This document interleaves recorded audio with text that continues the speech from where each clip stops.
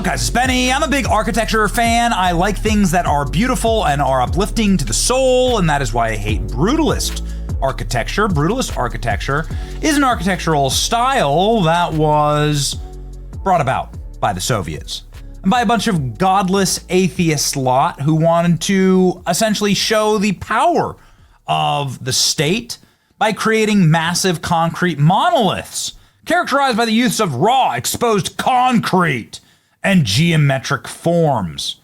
It often features monolithic structures with utilitarian aesthetic, prioritizing function over ornamentation. Style gained popularity in post-war Reconstruction period and became associated with social housing and public buildings. Brutalist architecture was created by people who hate beauty and who hate you. Here, for instance, is just some images of what brutalist architecture looks like. It's just hideous. Some of the Soviet architects that popularized and modernized brutalist architecture talked about how it showed the power of the state and how it could never be moved, and how you will never be rid of it, and how you are nothing in comparison to its massive, hulking, kind of looks like a Star Destroyer, right? The Empire? Yeah. How you will do not, you can never win against such a massive concrete piece of shit. Anyway, the point is that I hate the FBI. That's the point. The point is that the FBI is the premier example of what brutalist architecture looks like close up, and also, quite frankly, in practice. The FBI building, the Hoover building in downtown Washington, D.C., is just this hideous glob of concrete. It is a premier artifact of what brutalist architecture looks like. Just giant concrete blocks in the middle of the street. Just a disgusting, rotting edifice.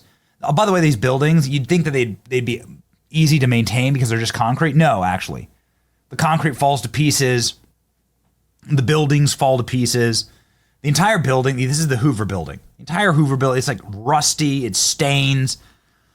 It's hideous to maintain. It's cracking, it's crumbling. It's a freaking nightmare. So anyway, makes us very, very happy to announce to you that this building may be demolished. Kash Patel has just announced that he's destroying the FBI. Oh yeah, baby. Brutalism is done. Kash Patel is doing it. He's shutting down the FBI Hoover building, as he famously predicted on Sean Ryan's show. Is he going to open up a museum of the deep state? We'll see next. Kash Patel announces he's shutting down the FBI building. He's relocating all of the agents, and they're out. Dan Bongino howls with laughter in this incredible clip, which is a really fun one. Kash Patel. The FBI is leaving the J. Edgar Hoover building. A huge change. Promise made, promise kept. Here's the clip. Breaking news right now from the FBI as President Trump is proposing to cut $500 million from the 2026 funding for the FBI.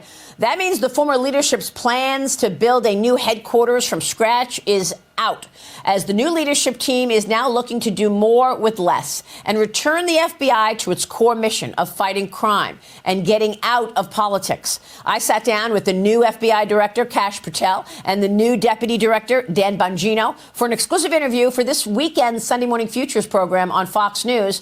And Kash Patel broke this news on his plans to move 1,500 agents and abandon an iconic building. Watch.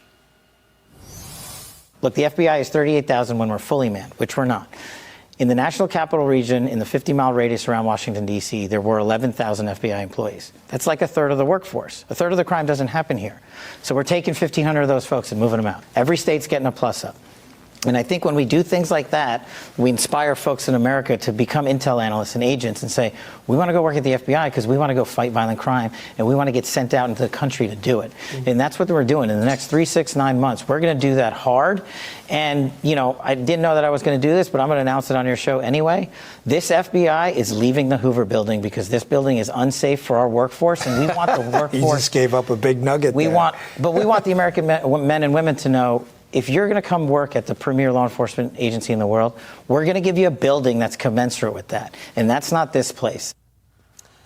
Joining me for my exclusive interview this Sunday on Fox News on Sunday Morning Futures at 10 a.m. Eastern for more breaking news on the new ethos at the FBI and the work that they have uncovered on some of the most important cases America is watching.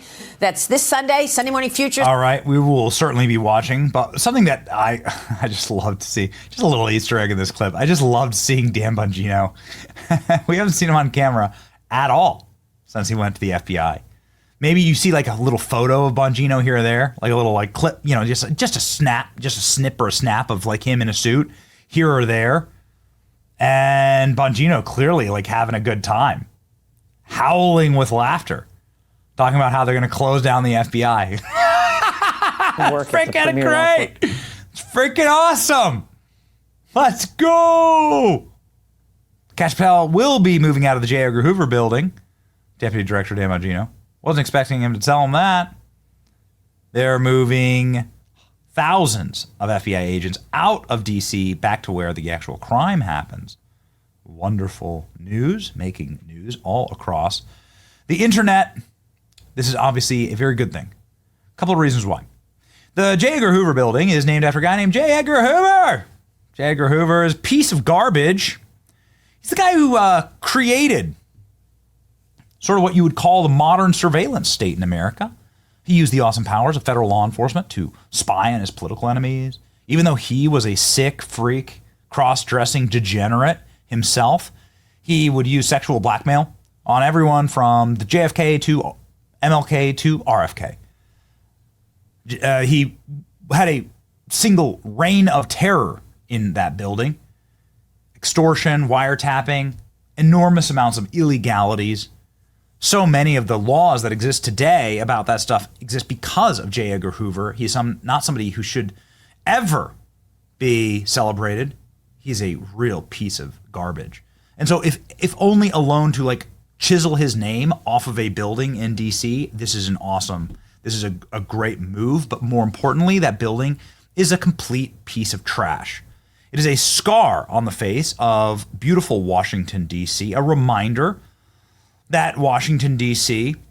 Embraced brutalist architecture instead of the Roman, Grecian, sort of like Pax Americana style architecture that was created, that D.C. was created for, right? It has like roots in French design, but really back to the Romans and the Greeks. That's where you see all the beautiful marble and columns of a great empire. That's what we see. That's what we define ourselves as. The Capitol building, the White House, some of the more beautiful structures. The Treasury building is particularly beautiful.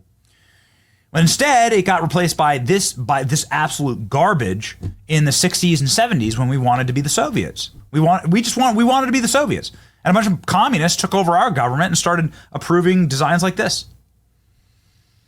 That's why traditional American architecture is an executive order from President Trump saying that new buildings in D.C. need to be built in a colonial beauty facade, the way that you expect to see a building in Washington, D.C. Anyway, it's a wonderful thing to see. This is a wonderful thing to see. Kash Patel arresting judges. She got indicted, by the way, this Wisconsin judge. And now it's time, ladies and gentlemen. It's time to shut down the Hoover building, as Kash Patel promised.